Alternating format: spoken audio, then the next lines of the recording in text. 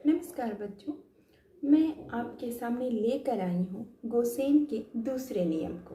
पिछले वीडियो में हमने सीमांत उपयोगिता ह्रास नियम को पढ़ा था, जो गोसेन का पहला नियम था, जिसको उन्होंने 1854 में दिया था। ऑस्ट्रिया के अर्थशास्त्री गोसेन का दूसरा नियम, जिसे हम अर्थशास्त्र में समसीमांत उपयोगिता नियम के नाम से जानते हैं, चलिए बच्चों उसका अध्ययन करते हैं। इस नियम को पढ़ना आप सभी को जरूरी इसलिए है क्योंकि यह आपको उपभोक्ता संतुलन को समझने में, उसकी व्याख्या करने में मदद प्रदान करेगा। समसीमांत उपयोगिता के नियम को गोसेन ने 1854 में ही दिया था अपने द्वितीय नियम के रूप में, और आपको तो पता ही है कि इसे गोसेन का नियम कहने का श्रेय प्रोफेसर जेवेंस को जाता है, जिन्होंने समसीमांत उपयोगिता नियम को गोसेन का द्वितीय नियम कहा था। बच्चों, हर उपभोक्ता की आवश्यकताएं असीमित हैं, परंतु किसी भी समय में उसकी आय हम सीमित ही रहती है। उपभोक्ता अपनी निश्चित आय को विभिन्न वस्तुओं की खरीद में इस प्रकार लगाता है कि उसे अधिकतम संतुष्टि प्राप्त होती है। यह मानना था गोसेन का। इस नियम के संबंध में उन्होंने कहा था, सीमांत उपयोगिता नियम यह बताता है कि उपभोक्ता अपनी मौद्रिक आय को विभिन्न वस्तुओं में इस प्रकार वितरित करेगा कि प्रत्येक वस्तु पर व्यय किए गए अंतिम रूप से प्राप्त उपयोगिता समान हो। किसी वस्तु पर किए गए मौद्रिक व्यय से प्राप्त सीमांत उपयोगिता को उस वस्तु की एक इकाई से प्राप्त उपयोगिता में उस वस्तु की कीमत से भाग देकर ज्ञात किया जा सकता है। और इसके लिए उन्होंने सूत्र दिया था MUE बराबर MUA बटे PA। यहाँ पर MUE वस्तु A पर मौद्रिक व्यय की सीमांत उपयोगिता है और MUA वस्तु A से प्राप्त सीमांत उपयोगिता, PA वस्तु A की कीमत है। इस प्रकार उपभोक्ता अपनी मौद्रिक आय को विभिन्न वस्तुओं में इस प्रकार खर्च करता है कि उन वस्तुओं से मिलने वाली उपयोगिता और कीमत का अनुपात एक समान होता है। बच्चों, इस नियम को कई अलग नामों से भी जाना जाता है। समसीमांत उपयोगिता के नियम को जिन जिन नामों से जाना जाता है, उनमें सबसे पहला नाम है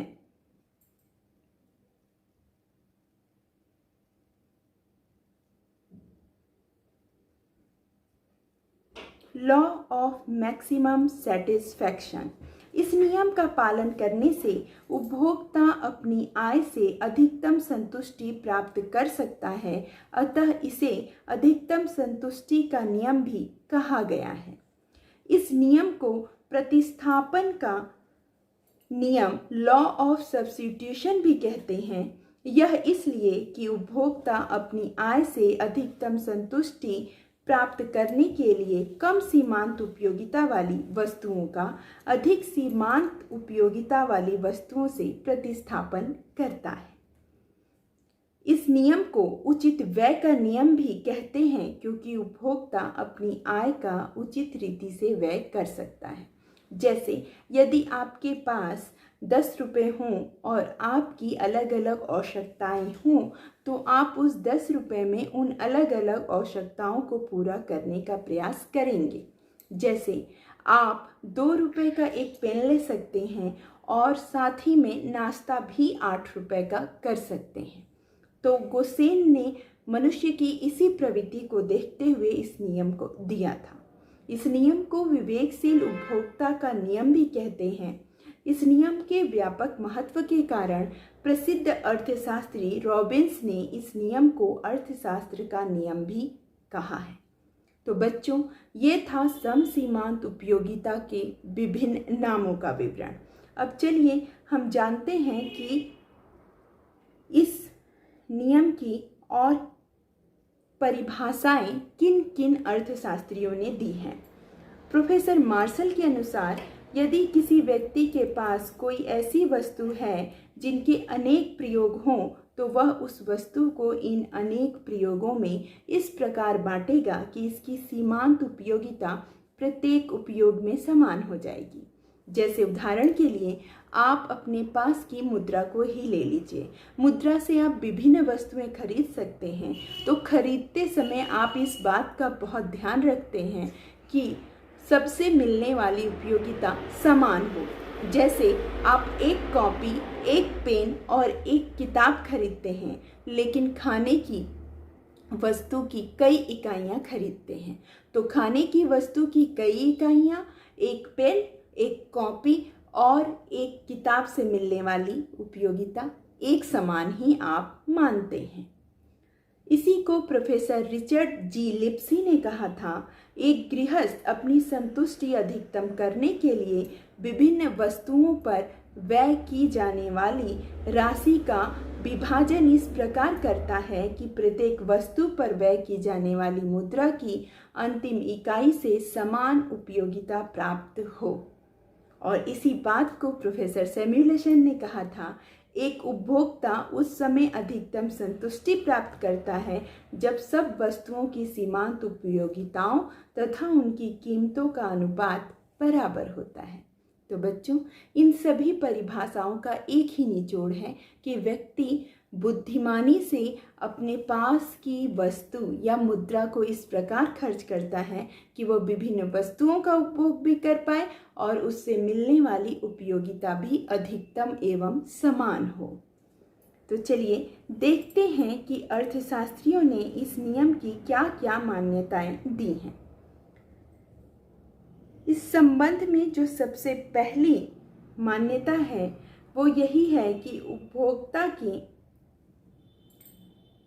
विवेकशील होना जरूरी है। उपभोक्ता विवेकशील है, अर्थात वह अपनी आय से संतुष्टि प्राप्त करना चाहता है। दूसरी जो महत्वपूर्ण मान्यता है, वस्तु से प्राप्त उपयोगिता को गणनावाचक संख्याओं जैसे 1, 2, 3, 4 में मापा जा सकता है। उपभोक्ता को एक निश्चित आय खर्च करनी पड़ती है। रोज रोज बढ़ने या घटने वाली आय पर समसीमांत उपयोगिता नियम को लागू नहीं किया जा सकता। मुद्रा की सीमांत उपयोगिता स्थिर रहती है, अर्थात बच्चों, मुद्रा का मूल्य स्थिर रहना चाहिए। और सरल शब्दों में कहूँ तो बहुत अधिक महंगाई बढ़नी या घटनी नहीं चाहिए। उपभोक्ता की रुचि, फैशन आदि में कोई परिवर्तन नहीं होना चाहिए। और बच्चों, ये समसीमांत उपयोगिता का नियम उन्हीं वस्तुओं के लिए लागू होता है जो इन वस्तुओं की छोटी छोटी इकाइयाँ होती हैं। आप ये समझ लीजिए कि एक बड़े मकान, बड़े सी ज़मीन या बड़ी सी फैक्ट्री पर इस नियम को लागू करने में कठिनाई आएगी, क्योंकि इन्हें छोटे छोटे टुकड़ों में बांटना संभव नहीं है। ये मान लिया जाता है कि उपभोक्ता को सभी वस्तुओं से मिलने वाली उपयोगिता का पूर्ण ज्ञान है। और यह भी मान लिया जाता है कि उपभोक्ता जैसे जैसे वस्तुओं का उपभोग करेगा उससे मिलने वाली उपयोगिता घटती जाएगी, अर्थात सीमांत उपयोगिता ह्रास नियम लागू होगा। बच्चों, जब हम किसी सिद्धांत को पढ़ते हैं तो उस सिद्धांत में हम मान्यताओं के बाद उस नियम की एक बड़ी ही सरल व्याख्या भी प्रस्तुत करते हैं। तो चलिए देखते हैं इस नियम की व्याख्या हम किस प्रकार कर सकते हैं। यह नियम आय के व्यय से अधिकतम संतुष्टि प्राप्त करने में उपभोक्ता का मार्गदर्शन करता है। इस नियम की व्याख्या एक उदाहरण के द्वारा की जा सकती है, जैसे यहाँ इस तालिका में बच्चों X वस्तु की कीमत 5 रुपये और Y वस्तु की कीमत 3 रुपये है। और अब देखिए कि इससे मिलने वाली उपयोगिता कैसी है। वस्तु X की सीमांत उपयोगिता पहली इकाई से 24, दूसरी से 20, तीसरी से 16, चौथी से 12 और पांचवी इकाई से 8 है। और ठीक वैसे ही देख लीजिए वस्तु y से मिलने वाली सीमांत उपयोगिता 20, 16, 12, 8 और 4 है। अगर आप इसे उपभोक्ता की आय से मापें तो जब आप पहली, दूसरी, तीसरी इकाई वस्तु x की सीमांत उपयोगिता को जोड़ेंगे तो वो आएगा 60, और जब आप y वस्तु की सिर्फ 2 इकाइयों की उपयोगिता को जोड़ देंगे तो वो आएगा 36। अब चलिए इनकी कीमत से इनका भाग देते हैं। जब हम 60 में x वस्तु की कीमत 5 का भाग देंगे बच्चों तो प्राप्त होगा 12, और ठीक वैसे ही वस्तु y में जब हम 3 रुपये का भाग देंगे बच्चों तो भी 36 में 3 का भाग देने पर हमें मिलेगा 12। तो देखा आपने, x वस्तु की 3 इकाइयों की उपयोगिता और y वस्तु की 2 इकाइयों की उपयोगिता और दोनों की कीमतें अलग अलग होने के बावजूद उपभोक्ता इनसे समान संतुष्टि प्राप्त कर रहा है। इसी को अगर मैं चित्र में व्यक्त करना चाहूँ तो कुछ इस प्रकार से बनेगा यह चित्र।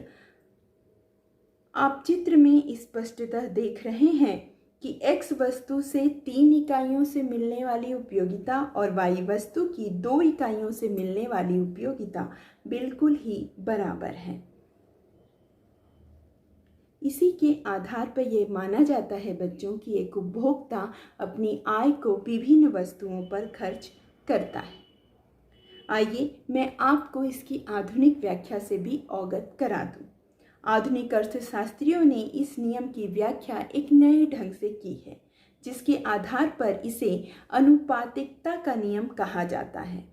इस व्याख्या के अनुसार उपभोक्ता को अधिकतम संतुष्टि तब प्राप्त होती है जब वह अपनी आय को विभिन्न वस्तुओं पर इस प्रकार खर्च करता है कि उससे मिलने वाली उपयोगिताएं उनकी कीमतों के अनुपात में समान हो जाए, और मौद्रिक व्यय की सीमांत उपयोगिता बराबर होती है वस्तु x की सीमांत उपयोगिता बटे वस्तु x की कीमत। यहाँ आप समीकरण में देख सकते हैं कि चाहे एक उपभोक्ता कितनी ही वस्तुओं पे खर्च करे, x पे, y पे, z पे, लेकिन उसको मिलने वाली उपयोगिता एक समान ही होगी और अंत में उसे सभी वस्तुओं से अधिकतम और समान संतुष्टि की प्राप्ति होगी। बच्चों, ऐसा नहीं है कि इतना अच्छा नियम होने के बावजूद इस नियम की आलोचनाएं नहीं की गई। तो चलिए देखते हैं कि इस नियम की आलोचना किस किस आधार पर की गई है। पहली आलोचना की गई है कि उपभोक्ता हमेशा विवेकशील नहीं होता, और ऐसा इसलिए कहा गया है बच्चों कि अगर हम किसी मादक पदार्थ सेवन करने वाले व्यक्ति से पूछें कि वो अपनी आय किस पे खर्च करेगा तो वह अपनी आय मादक पदार्थों पर ही खर्च करना चाहेगा। इस वजह से ये माना गया कि यह नियम ऐसे व्यक्तियों पे लागू नहीं होता। दूसरा कि इसमें ये माना गया है कि सभी उपभोक्ताओं को वस्तुओं से मिलने वाली सीमांत उपयोगिता का ज्ञान होता है, जबकि हम जानते हैं कि व्यवहारिक जगत में हर उपभोक्ता को मिलने वाली उपयोगिता का ज्ञान नहीं होता। जैसे किताब उपयोगी है बच्चों, लेकिन वो आप जैसे बच्चों के लिए है, किसी निरक्षर व्यक्ति के लिए नहीं है। उपयोगिता के कई अर्थशास्त्रियों ने कहा कि उपयोगिता की माप ही संभव नहीं है। उनका मानना है कि इसे संख्याओं में मापा ही नहीं जा सकता, सिर्फ क्रम दिया जा सकता है। और कई अर्थशास्त्रियों ने कहा कि कीमतों को स्थिर नहीं किया जा सकता, यह प्रतिदिन बदलती रहती हैं, अतः समसीमांत उपयोगिता नियम की व्याख्या भी करना संभव नहीं है। इतनी सारी आलोचनाओं के बावजूद बच्चों यह नियम कई मायनों में आज भी प्रासंगिक है और हमारी अर्थव्यवस्था का आधार है। और आपने तो देखा ही कि रॉबिन्स ने तो इसे अर्थशास्त्र के नियम की ही संज्ञा दे दी है। समसीमांत उपयोगिता के नियम का अर्थशास्त्र में बहुत महत्व है। प्रोफेसर मार्शल के शब्दों में प्रतिस्थापन का नियम अर्थशास्त्र के लगभग सभी क्षेत्रों में लागू होता है। और बच्चों, आप इसे व्यवहारिक रूप से देखें तो वाकई हर जगह लागू होता है। आपके स्कूल में पढ़ने वाली क्रिया से लेकर सामान लेकर आने वाली हर एक क्रिया में समसीमांत उपयोगिता नियम लागू होता है। तभी तो आप महीने के खर्च में अगर 1 बोरा चावल और 5 किलो दाल लाते हैं तो उसके साथ सिर्फ 1 किलो नमक लाते हैं, क्योंकि इन तीनों से मिलने वाली उपयोगिता आपकी नज़र में एक समान ही है। इसीलिए कई अर्थशास्त्रियों ने माना है कि उपभोग और उत्पादन के क्षेत्र में, वितरण के क्षेत्र में, विनिमय के क्षेत्र में और विदेशी व्यापार में भी यह नियम महत्वपूर्ण है। बच्चों, इसी के साथ मैं आपको बोर्ड के आए हुए प्रश्न भी दे रही हूँ। यकीन करती हूँ कि आप इस वीडियो से इस नियम को बहुत अच्छी तरह समझे होंगे। मेरा एक ही अनुरोध है कि अपने पढ़ने वाले साथियों तक और अब खुद से जो जूनियर साथी हैं, जो इस तरह की विषयों को पढ़ रहे हैं, उन तक इस वीडियो को पहुंचाने की कोशिश कीजिए और वीडियो पसंद आने पर लाइक, शेयर और सब्सक्राइब जरूर कीजिए।